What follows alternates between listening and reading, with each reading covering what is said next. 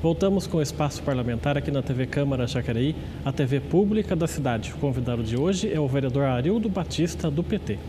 Bom, vereador, eu queria começar esse bloco falando um pouco sobre um projeto de lei que foi votado aqui há algum tempo atrás, que rejeitou as contas dos ex-prefeitos Marco Aurélio de Souza e o Hamilton Motta. Como é que o senhor viu essa rejeição das contas? Até o senhor falou na tribuna, e também o vereador Luiz Flávio também falaram que isso era um jogo de cartas marcadas. Queria que o senhor explicasse um pouquinho para a gente. É uma pena que essa casa, nesse momento, se prestou a esse tipo de situação. E eu não tenho medo, vergonha nenhuma de dizer que foi uma manobra política, visando, obviamente, interferir no resultado das eleições do ano que vem, 2020. Tendo em vista que o jogo ele começa agora nas composições, nas escolhas, e começam as conversas. E o Marco Aurélio, que foi um prefeito de Jacareí, muito bem sucedido, por sinal, eu diria hoje, um dos prefeitos o mais popular, por que não dizer, fez um grande trabalho de resgate da cidade, de autoestima das pessoas. E o Marco, obviamente, pelo tempo, a experiência que ele tem todas as possibilidades de voltar a ser prefeito dessa cidade, se for da vontade dele, logicamente. Nesse sentido, houve, na primeira gestão dele, e na segunda também, apontamentos pelo Tribunal de Contas em algumas situações. E naquele momento tinha uma lei, lembrar bem isso, uma lei vigente, e tudo foi feito dentro da lei. Às vezes as pessoas falam em manobra. Bom, o jogo é para ser jogado com o regulamento debaixo do braço. E naquela época o regulamento era um. O mesmo aconteceu na época do Hamilton. Inclusive, nos 2 últimos biênios, eu era o presidente da casa e tive que tomar essa atitude. E para não dizer que éramos todos combinados, na prestação de contas do Marco Aurélio, o presidente que fez o mesmo ato que eu fiz era do PSDB. Então, era oposição. E ele fez o que a lei disse que tinha que ser feito. Monocraticamente, ou seja, individualmente, ele rejeitou as contas do prefeito Marco Aurélio. Rejeitou, deixa bem claro. A do Hamilton, o mesmo aconteceu, foram rejeitadas. Nós acompanhamos o parecer do tribunal. Bom, a partir dali, o problema passa a ser de quem? Passa a ser do réu, no caso, os ex-prefeitos, e o Tribunal de Contas e a Justiça. A Câmara fez o que a lei disse que tinha que ser feito. Apareceu um apontamento depois da Justiça dizendo que havia uma incoerência entre a lei orgânica e o que nós fazíamos aqui na Câmara. Aí sim, então chegamos a um acordo que deveria ser mudado e alteramos a lei, corrigimos este erro. Então, a partir de agora, não se pode mais fazer isso, mas a partir do momento que a lei foi sancionada. O que eles fizeram? Eles fizeram uma manobra retroagindo, como se a lei retroagisse até praticamente 2001, para que pudesse ser novamente julgadas as leis por essa casa, por esses vereadores que sequer, tudo bem, normalmente as contas não são muito julgadas pelos próprios vereadores da época, mas enfim, é quem estava julgando as contas. Esse pessoal aqui não tinha conhecimento nenhum. Então, quando veio aqui, veio o advogado, fez toda a defesa, explicou que os apontamentos eram apontamentos técnicos, contábeis, passíveis, inclusive, de interpretações dúbias. Se eu não estou enganado, na última conta do Hamilton, o parecer técnico dizia que estava tudo ok, mas quem assinava, que são esqueci o nome deles agora, que eles fazem a apresentação, que são responsáveis, ele disse que era contra, que ele ia recusar a conta. Então, por ali você já fala, olha, quem assina isso é um ser político, ele está lá não para o concurso, ele é uma indicação. E se ele for mal intencionado, você vê, ele questiona até o parecer técnico. Então, como é que fica a situação? Mesmo explicando aqui, o pessoal falou assim, mas eu vou seguir o parecer do tribunal. Eu falei, mas isso já foi feito lá atrás, já foi rejeitada, por que vocês vão rejeitar de novo, se já foi rejeitado? Então, só tinha uma explicação, olha, vamos trazer de novo essa história, para dizer que nós rejeitamos a conta do Marco e do Hamilton, porque assim fica mais fresco na cabeça das pessoas, e quando chegar ano que vem, na eleição, a gente vai poder usar esse discurso que tanto o Marco quanto o Hamilton estão inelegíveis porque foi reprovada a conta deles agora recentemente. Eu acho que aí vai dar muita pano para manga ainda. Eu não entendo que, no caso do Marco Aurélio, ele já cumpriu essa pena dele, que são 8 anos, então já passou, e ele não pode ser punido de novo pelo mesmo problema. Então, acho que eles deram um tiro no pé. Mas, enfim, né, nós não sabemos como é que vai funcionar os julgamentos. A gente já viu de tudo, já viu inocente ser culpado, já viu culpado ser inocente, então, infelizmente, a gente fica à mercê dessas decisões. Esperamos que haja coerência e que, de fato, o Marco Aurélio esteja apto, pelo menos, a pleitear. Se ele vai ser candidato ou não, se ele vai ganhar ou não, é uma outra história. Isso quem tem que decidir é a população. E é isso que a gente precisa, que a população decida o que ela quer, né? Que ela escolha o melhor projeto para a cidade. E quem estiver representando, que ocupe o trono. Aliás, lembrando dessa sua fala, e a gente falou no primeiro bloco de situação e oposição, o senhor teve uma fala na tribuna, acho que na segunda ou terceira sessão ordinária desse ano, que causou até um impacto, que o senhor disse que não dava 6 meses para que alguns vereadores que hoje são situação virassem oposição. O senhor ainda mantém isso? O senhor acha que os vereadores da situação estão insatisfeitos com o prefeito Isaías? É o que se percebe aqui. E aí a culpa não é do Isaías. É que vereador, que às vezes ele é muito dependente do governo, né, como eu disse, né, ele acha que é um mini prefeito, ele não exerce o seu papel, ele passa a ser dependente do governo. Porque há também o exagero da população nas cobranças ao vereador, porque não consegue chegar lá no executivo. Então ele vem na primeira porta, a porta que está sempre escancarada, que é a porta do vereador. O vereador anda para a rua, pelo menos eu ando, né? Gosto muito de andar pela rua, escuto muitas pessoas. E isso é o gostoso da política. Então, nessa percepção que eu tenho, é que muitos vereadores ficam dependentes com o seu público, o governo não dá conta, e não dá mesmo, e você tem que, de uma forma ou outra, responder para a sua população. Se você não responde, você fica prejudicado e você fica de mal com o governo. Então, se continuar, né, nessa batida, nessa caminhada, eu tenho quase certeza para você que alguns vereadores vão abandonar o barco porque não vão se sustentar, apoiar um governo do qual eles não conseguem dar um retorno para a sua população. E aí o vereador precisa ter maturidade, ele precisa ter coragem de conversar, dialogar com a população e esclarecer o papel de cada um. Porque não dá para você abandonar o barco porque você não é atendido. O governo não tem obrigação de atender o vereador só, ele tem que cumprir o seu plano de governo. E muitas vezes, para cumprir o plano de governo, que é para toda a população, ele não vai poder ficar atendendo no varejo cada um dos seus vereadores. É possível também, não estou dizendo que não tem que fazer isso, faz parte do jogo, é da política. Mas às vezes, quando o cobertor é curto, você não vai conseguir fazer isso. E tem vereador que não aceita, não entende, então eu digo para você que no segundo semestre a gente vai ver se isso se confirma ou não. E se não for no segundo semestre, finalzinho do ano, comecinho do ano, você já vai saber que tem gente que hoje está na situação, vai virar oposição. E um assunto nacional que hoje domina as conversas no Brasil inteiro é a reforma da Previdência. E é um assunto que também o senhor tem falado bastante durante as sessões ordinárias. O seu partido, o PT, já se posicionou totalmente contra a reforma, disse que já vai votar contra a reforma. Como é que o senhor vê, de um lado, o Brasil precisando sanar algumas coisas, porque a reforma, se não tiver uma reforma, vai causar um rombo que já é enorme, e, do outro lado, alguns pontos da reforma que são discutíveis. Como é que o senhor analisa isso? É bom até você me dar a oportunidade de me colocar para a população, principalmente para as pessoas que me elegeram, saber como pensa esse vereador. Eu acho que sempre há exageros nos posicionamentos. Eu não gosto de ser radicalmente contra algo que eu acho que tem coisas que podem ser aproveitáveis. Acho que é inegável para todos, inclusive para o pessoal do PT, que é necessário se fazer alguns ajustes. O problema é que, nesse momento, o governo que aí está, ele tem um pensamento muito liberal à direita, né? O que é liberal à direita?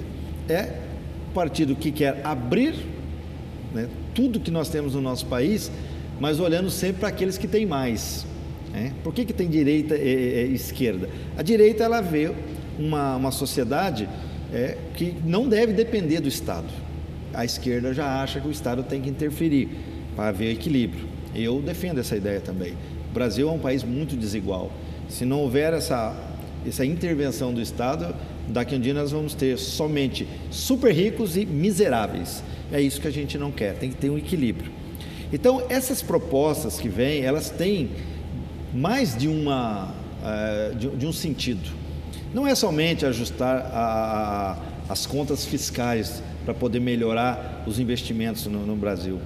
Tem também um viés muito liberal, na minha opinião, que quer atender uma parcela da sociedade, que são os grandes investidores, que são os grandes banqueiros, o grande capital, que vai se beneficiar desse novo modelo que quer se implantar no Brasil. Então, quando se fala muito, o que é capitalização, né? Por que vai mudar de partilha para capitalização? Onde hoje o que acontece? Hoje quem está na ativa paga para aqueles que estão aposentados.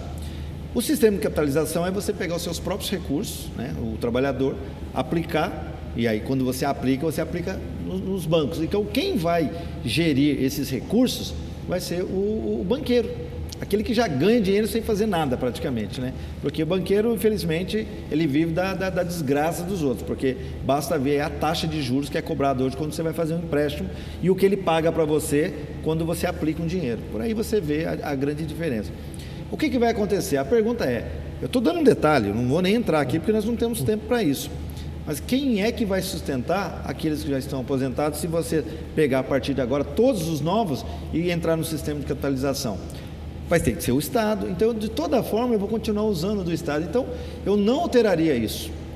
E também vai haver, na minha opinião, um problema sério, que o empresário vai querer contratar a pessoa pelo sistema de capitalização, onde ele vai dizer, não, você pega parte do seu dinheiro, aplica para você quando se aposentar. E ele não vai pagar a parte dele. Então, só vai entrar para trabalhar numa empresa, numa organização, quem aceitar essa nova situação. Quer dizer, são situações hipotéticas que eu estou colocando aqui que precisam ser muito bem debatidas, porque as pessoas ficam só falando da história da idade e tal. Acho que tem que mexer na idade mesmo, acho que tem algumas questões que precisam ser corrigidas. Não estou em desacordo. Por exemplo, até outro dia eu queria tirar o BPC, que é o benefício lá continuado, para aquelas pessoas que não tem de onde tirar sequer R$1. Aí você ganha hoje R$1.000, passaria com 60 anos ganhar 400. Se com R$1.000 você já não consegue, imagina com 400. Então, tem coisas ali que, se os partidos de esquerda, de fato, não tomarem as rédeas dessa situação, se isso tudo passar, não tenha dúvida, o Brasil será um país extremamente dividido entre super ricos e miseráveis. E a gente não pode deixar. Então, esse debate tem que ser muito bem feito. Ainda bem que nós temos representantes do povo lá, porque se você contar dos 513 deputados, a maior parte, sem dúvida nenhuma, mas a maior parte mesmo, perto de 80% dos deputados, são grandes latifundiários, né, fazendeiros, são os agricultores aí do agronegócio, são empresários do ramo da educação, da saúde, são aqueles que já exploram o país. Então, essas pessoas não estão preocupadas com o povo mais simples. Então, com certeza, não vão fazer leis que favoreçam essa população. Então, essa minoria que nós temos hoje lá estão fazendo um grande barulho e a população que dê graças a Deus, porque se essas pessoas não forem combativas, infelizmente nós vamos ter uma reforma que vai, de fato, acabar com o sistema de proteção, né? Porque a Previdência não é só aposentadoria. As pessoas pensam que é só aposentado que vive da Previdência, não é. Além de outros recursos que entram, tem uma série de pessoas que se beneficiam disso, porque, infelizmente, se não for isso, elas não têm como sobreviver. Então, o assunto é muito profundo, né? Precisa de debate, precisa ouvir. E essas pessoas que estão lá, que estão defendendo, estão contra, não tudo, estou dizendo, não deve ser contra tudo, alguma coisa tem que ser feita, mas, de fato, do jeito que estão colocando lá, vai ser um escárnio mesmo, vai ser assim o fim da população mais pobre. E ninguém se aposenta, né? Para variar, esqueçam. Aposentadoria vai ser artigo de luxo nesse país. Sobre os deputados, né, que o senhor se referiu aí, um outro papel do vereador é conseguir emendas para a cidade por meio dos deputados federais. Como é que o senhor vê também esse papel? Eu queria que o senhor também falasse sobre esse assunto das emendas parlamentares para Jacareí.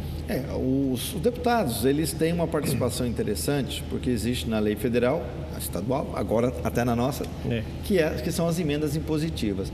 Então, parte do orçamento é destinada para os deputados, para que eles encaminhem de forma aí parcelada, fracionada para as áreas onde eles têm atuação, para que possam ajudar os municípios a desenvolver alguns projetos que às vezes com dinheiro próprio não conseguem. Então, é muito comum, né? Aí a população precisa estar atenta a isso. Quando chega a época de eleição para deputados, estadual e federal, a gente traz um deputado, apresenta, pede voto para ele. Aí a população tem que dizer o seguinte: olha, aquele deputado que você pediu voto, fala para o vereador, ele ganhou a eleição, qual vai ser a ajuda dele para a cidade? Cobrar do vereador para que ele traga emenda, que ele traga. Não tem problema que seja 100, 200 mil reais, não tem problema nenhum. O importante é que ele pague a dívida dele com o município que lhe deu alguns votos, né? E a gente, infelizmente, percebe que alguns vereadores trazem deputados aqui, pegam o dinheirinho do deputado, o deputado ganha e nunca mais aparece, né? Então, infelizmente, a gente tem isso. E a gente tenta alertar para que as pessoas saibam escolher bem, porque quando o deputado vem e faz um churrasquinho para você, né, junto a sua família lá e ganha os seus votinhos, quem está pagando a conta ali é você mesmo. Essa conscientização política que a gente viu borbulhar aí nos últimos anos, com esquerda, direita, o nós contra eles, o radicalismo de ambas as partes. Hoje, como é que o senhor vê o papel do cidadão nisso? O senhor acha que, na sua visão, hoje o brasileiro está mais consciente do poder que ele tem votando? Porque o voto dele, tanto de uma categoria mais baixa quanto do alto, o voto é o mesmo, vale... Como é que o senhor vê isso da conscientização do voto? Eu divido aí em dois tempos, né? Eu vejo o lado positivo e o lado negativo, né?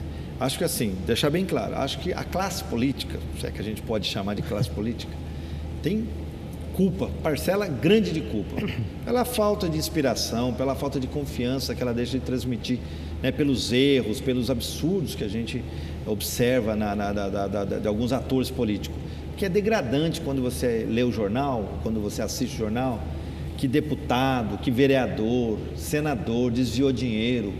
Isso machuca. Então as pessoas vão desacreditando na política. E o que aconteceu no Brasil, para mim, foi um fato muito grave, porque não se tratou de uma disputa, de uma discussão de programas, de projetos para o Brasil, e sim de personalidades.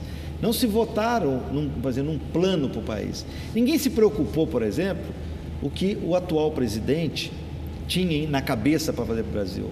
Eles votaram nele, porque ele simbolizava algo que naquele momento parecia assim a negação da política. Olha, esse cara não é político. Esse cara pensa diferente dos políticos convencionais, então eu vou votar nele. Esse foi o grande erro da população, porque já se percebe, eu acho muito difícil, posso até queimar minha língua, que ele vai conseguir conduzir esse país da forma como ele pensa e da forma como ele age, porque me parece que ele não tem muita coisa na cabeça. Ele pode até ter boa vontade, né, e inspirar nas pessoas algo que as pessoas têm dentro de si, né, que é, por exemplo, acabar com a violência, eu pego uma arma e mato os bandidos, como se isso fosse resolver o problema, né? Eu quero acabar com uma classe que eu abomino, então, por exemplo, é grevista, é pessoal que invade teto. Então, aqueles anseios que a pessoa tem, ele enxerga isso representado no atual presidente. Mas, se você analisar friamente, a pessoa que tem consciência, é capaz de enxergar, ele vai falar assim: o cara que eu votei, ele não foi num debate, quando foi, falou besteira. Quando precisou ir no debate, debater as ideias, ele não tinha ideias, ele não tinha nada para apresentar. Ele sempre jogava na conta do outro, e isso não é legal. O presidente tem que ter, no mínimo, uma noção do que é o país, de como conduzir o país. E, infelizmente, eu acho que o atual presidente não apresentou isso. Mas, mesmo assim, foi votado, foi eleito legitimamente, e ninguém pode questionar isso. Só que a gente pode pagar um preço muito grande. Tomara que eu esteja errado, né? Porque eu não quero estar certo para depois bater palma, não. Talvez eu esteja errado, mas do jeito que as coisas estão indo, eu confesso para você que estou bastante chateado, bastante aborrecido, porque o que a gente está vendo até agora é um país batendo cabeça, ministros falando besteira sem saber, não há que se diz, um alinhamento, são filhos do presidente se metendo na política, enfim, coisas que a gente nunca viu e está vendo agora. Mas, enfim, como eu disse, legitimamente ele foi eleito, temos que respeitar o que a nossa Constituição diz e torcer para que as coisas melhorem. É o que a gente pode colocar aqui. Tá certo, vereador. Quero agradecer a sua participação aqui. Obrigado por ter aceitado o nosso convite. Sempre que for convidado, estarei aqui, porque é muito gostoso a gente falar um pouco da nossa vida, do nosso trabalho e principalmente da nossa cidade. Tá certo. O programa Espaço Parlamentar fica por aqui e você continua assistindo a programação da TV Câmara Jacareí, a TV pública da cidade.